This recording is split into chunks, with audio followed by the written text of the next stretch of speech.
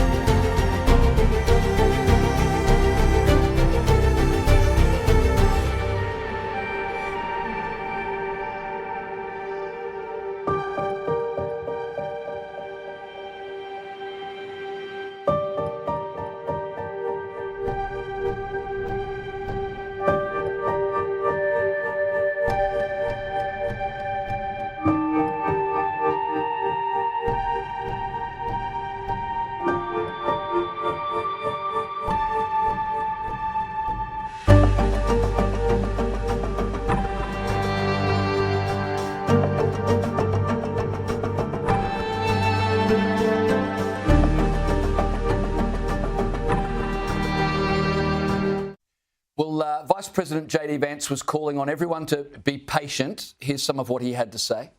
I think what you're seeing from our Gulf Arab friends, certainly from our Israeli friends, is a certain amount of impatience with Hamas, but we're going to keep on working at this process, and we're going to keep on trying to bring the deceased hostages home, but also make sure that all Gazans are able to live in a prosperous and safe place. J.D. Vance admits there's a certain amount of impatience in Israel.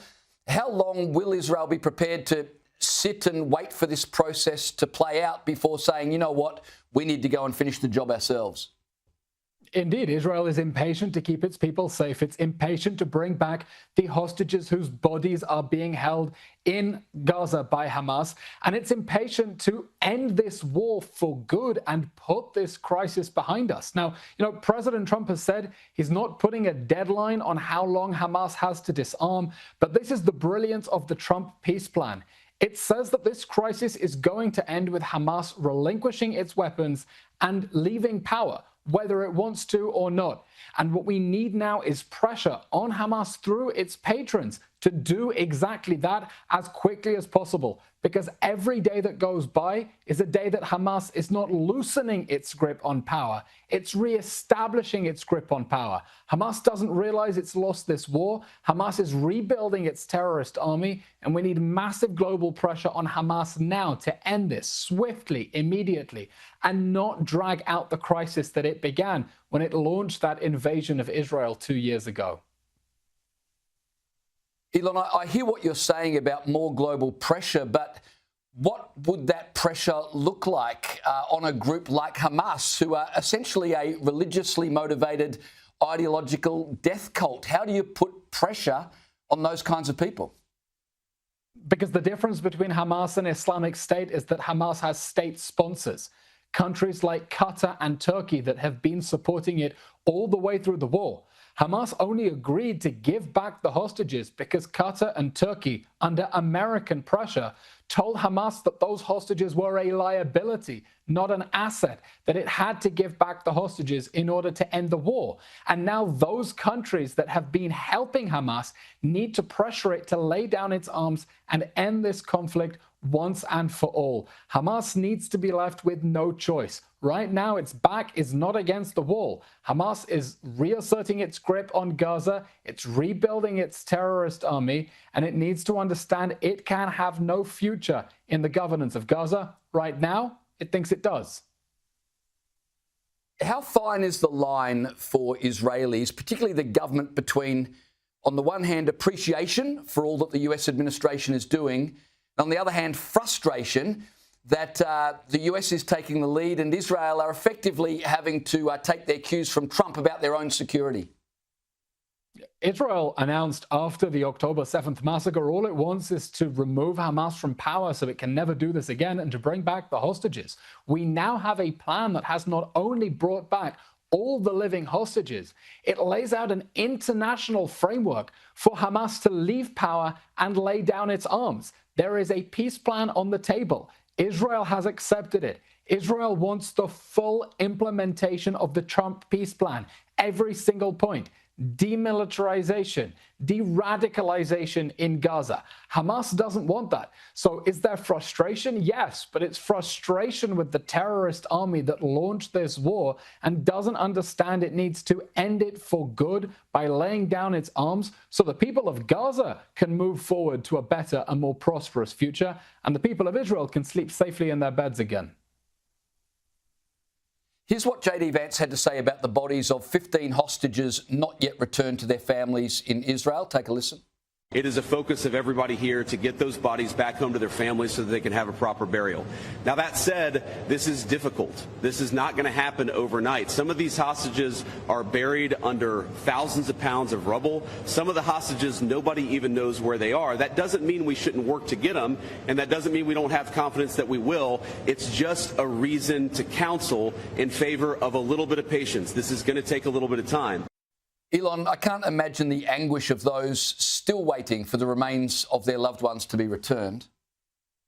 Yeah, the families are in anguish. Let's remember there is a body in Gaza of a soldier who was killed and abducted in 2014. Hamas has been holding onto his body for a ransom. It hasn't lost Hadar Goldin. It knows exactly where Hadar Goldin is. In the last few days, we've seen Hamas drip, one body, two bodies every day, as if it's suddenly finding them. It knows exactly what it is doing. It knows where the bodies are. It's trying to squeeze further concessions out of Israel. And it's really important that Hamas give back all of the bodies of the hostages it murdered. Just now, Israel identified the body of Aryeh Zalmanovich.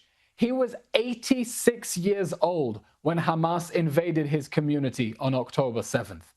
Hamas murdered or abducted 1/4 of his neighbors. He was 86. He was murdered in captivity and he was just returned in a coffin. So the return of those hostages' bodies is a reminder that Israel is fighting against pure evil, against a death cult that has been holding onto bodies for a ransom. And we don't believe them when they say they can't find them. Clearly, they're managing to find one or two every day, and they need to free all of them now. Just before I let you go, Canadian Prime Minister Mark Carney said yesterday that if Benjamin Netanyahu set foot on Canadian soil, he'd be arrested for war crimes. Here's what he had to say. Justin Trudeau said that Canada would honour the International Criminal Court arrest warrants, i.e. Benjamin Netanyahu would be arrested if he came to Canada. Does that stand under your leadership? Yes. You'd be prepared to do that? Yes. Just quickly, Elon, your reaction to that? You know, I hope that the great people of Canada never experience an act of war like the October 7th massacre, and jihadist terrorists never perpetrate such barbaric atrocities against Canadians, not only because of the barbaric nature of those atrocities, but also because they have a leadership that clearly won't fight for them, that would respond by surrendering to the terrorists, by not standing up for innocent people slaughtered in their beds, who would allow the terrorists to get away with it. I think Mr. Carney should hang his head in shame after he empowered Hamas by recognizing a non-existent Palestinian state and rewarding Hamas for the October 7th massacre. He really shouldn't wade into discussing the Middle East crisis anymore. He should quit before he does any more damage. I should point out our own government also recognised the state of Palestine and refused to say what they would do if Benjamin Netanyahu were to visit Australia. Elon Levy, always great to catch up. Thanks for your time tonight.